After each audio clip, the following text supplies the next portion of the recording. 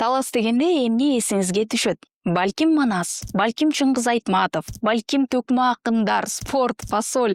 Дегеле бул регион кичине аймакты ээлегени менен атагы алыска тараган. Жада калса, эң даамдуу беш бармактар дагы ушул жакта жасалат дешет. Мындан тышкары бул аймак тарых менен дагы тыгыз байланышта. Амансыздарбы маектин көрүүчүлөрү? Бизде жаңы жетимен долбоору старт алды. Бул долбоордо биз Кыргызстандын региондору тууралуу айтып беребиз. Сиздер менен Нуркыз Мирланбекова, биз менен чогуу болуңуз. Ал эми бүгүн мен сиздерге Кыргызстандын 7 облусунун бири болгон Талас тууралуу айтып берем. Негизи эле Кыргызстандагы атактуулардын дээрлик теңинен көбү Таластан чыкканын билет белеңиз. Мисалы, Чыңгыз Айтматов, Чолпонбай Төлөбердиев, Чубак Сатаев, Атай Огунбаев, Алы Туткучев, Эстебес Турсуналиев, Малик Алиев, Өмүрбек Бабанов, Мирбек Атабеков, Мээрим Жуманазарова, Канат Бегалиев, Айтор булардын тизмеси түгөнбөйт. Талас облусу Кыргызстандын түндүк батышында жайгашып, Казакстан менен чектешет. Облустун жалпы аянты 11,4 миң километр квадратты түзөт. Өлкөдөгү эң кичинекей облус. Деген менен ал килейген Сингапур мамлекетинен дагы чоң аймакты ээлейт. А бирок анын бюджетичи? Ал эми башка кеп. Талас облусунун курамына 4 район, бул Бакай-Атай району, Айтматов району, Манас району жана Талас району кирет. Мындан тышкары бир облустук шаар, бул Талас шаары жана 37 айылдык аймак кирет. 2023 жылдагы маалымат боюнча Таластын калкы 280 миң адамды түзөт. Бул региондо 88% кыргыздар, 6% орус улутундагы, 1% өзбек жана башка улутундагы адамдар жашайт. Элдин 80%дан ашыгы айыл аймактарында турат, а калган 20% шаарда жашайт. Ал эми жаштардын көбү жумуш издеп миграцияга чыгып кетет. Эмне үчүн Таластын жаштары жергиликтүү бизнес, өндүрүш менен алектенүүнү эмес, миграцияны тандаганы албетте өкүнүчтүү. Талас Кыргызстандагы эң кооз жана тынч аймактардын бири. Бул жака адамдар көбүн эсе табиятты көрүү, тарых менен таанышуу жана тынч эс алуу үчүн келишет. Бул аймактагы белгилүү эс алуучу жайлар жана ыйык жайлар туурасында айта турган болсок, биринчи кезекте эле албетте Манас Ордо эске келет. Манас Ордо бул Манастын күмбөзү жайгашкан тарыхый маданий комплекс. Бул жерде улуттук иш-чаралар, фестивалдар жана экскурсиялар өткөрүлөт. Ал кыргыз эли үчүн эң ыйык жана маанилүү жерлердин бири болуп саналат. Мындан тышкары Бешташ тууралуу дагы айтпай кетсек болбос. Бешташ Таластагы эң кооз жайлардын бири. Ал көлү, тоолору, жайлоолору жана табигый сулуулугу менен адамдарды өзүнө тартып турат. Мында эң кооз жерлердин бири Бешташ көлү. Көл тоолордун ортосунда жайгашып, суусу абдан таза, тунук, көгүлтүр болуп көрүнөт. Көлдүн айланасындагы жаратылыш кадимки сүрөткө тартып койгондой эле кооз.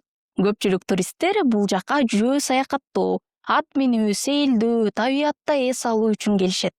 Жайкысын жайлоодо боз үйлөр тигилип, туристтер улуттук маданият менен да таанышууга мүмкүнчүлүк алышат. Киров суу сактагычы Талас облусунун эң белгилүү жана кооз жерлеринин бири. Ал Талас шаарынан анча алыс эмес жерде жайгашкан жана аймактагы эң чоң суу сактагычтардын бири болуп эсептелинет. Бул суу сактагыч Талас дарыясынын үстүндө курулган. Анын негизги максаты айыл чарбасына суу берүү жана талааларды суугаруу. Киров суу сактагычы Кыргызстан менен Казакстандын аймагындагы айдоо жерлерин сууга түсүү менен камсыз кылууда маанилүү роль ойнойт. Бул суу сактагыч өзүнүн кең көл сымал көрүнүшү, тунук суусу жана айланасындагы тоолордун пейзажы менен белгилүү. Айрыкча күн баткан учурда бул жер абдан кооз көрүнөт. Айтор айта берсең, кооз жайлары түгөнбөйт. Таласты башка региондордон айырмалап турган бул албетте спорт. Кайсыл спорттун түрлөрү десеңиз, бул күрөш жана көк бөрү. Бул спорттун түрлөрү алардын канында бар десек дагы болот. Кыргызстанда көп учурда күчтүү спортсмендердин мекени деп айтылат. Аймак кичинекей болгону менен бул жерде дүйнө чемпиондору, Азия чемпиондору, жада калса Олимпиада медалисттери чыккан. Ага далил катары Кыргызстандын атын дүйнөгө даңазалап жүргөн балбан уул кыздарыбызды айтсак болот. Мээрим Жуманазарова, Жоломан Шаршембеков, Канат Бегалиев, Арсен Эралиев, Айпери Медет кызы жана башкалар. Таластан чыккан көкбөрүчүлөр туурасында дагы айтпай кетсек болбос. Таластын көкбөрүчүлөрү Кыргызстандын улуттук курамасынын негизги оюнчулары болуп келген. Дүйнөлүк жана эл аралык мелдештерде өлкө намысын коргогон. Футболдо Эл Классико аталган Реал Мадрид менен Барселонанын оюну дүйнөнү кызыктырып турса, ал эми Кыргызстанда көк бөрүдөгү ынтымак менен достуктун бүйүр кызыткан оюну жыл сайын тартууланып, элдин маанайын көтөрөт. Бул региондо спорт жөн гана хобби эмес, жашоо образы. Көп жаштар үчүн спорт ийгиликке жетүүнүн, өлкөнүн намысын коргоонун жолу. Мындан тышкары талас фасолу менен дагы белгилүү.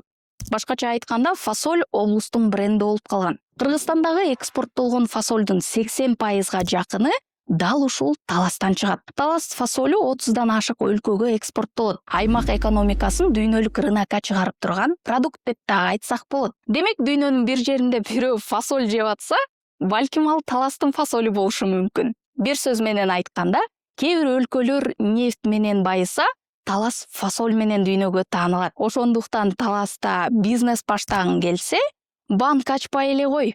Андан көрө фасоль эгип кой.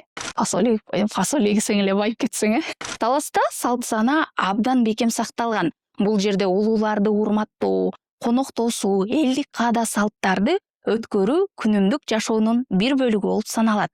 Тояштарда улуттук оюндар, кыргыз ырлары, комуз күйлөрү көп аткарылат. Айрыкча Манас эпосуна болгон урмат-сый бул аймакта өзгөчө күчтүү. Ошондой эле акындык өнөр жана сөз маданияты күчтүү.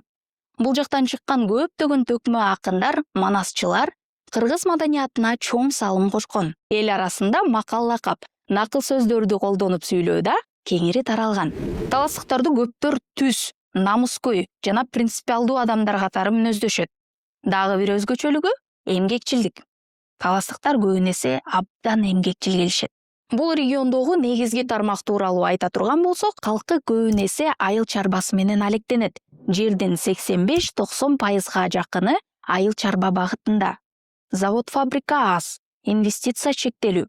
Жакырчылыктын деңгээли 20–25%ды түзөт. Орточо киреше өлкө боюнча төмөн. Таластын билим берүүсү туурасында кеп кыла турган болсок, облуста жалпы 50дөн ашык бала бакча, 110дон ашык мектеп жана бир жогорку окуу жайы бар. Ал Талас мамлекеттик университети. Жыл сайын Таласта болжол менен 65 000 окуучу билим алат.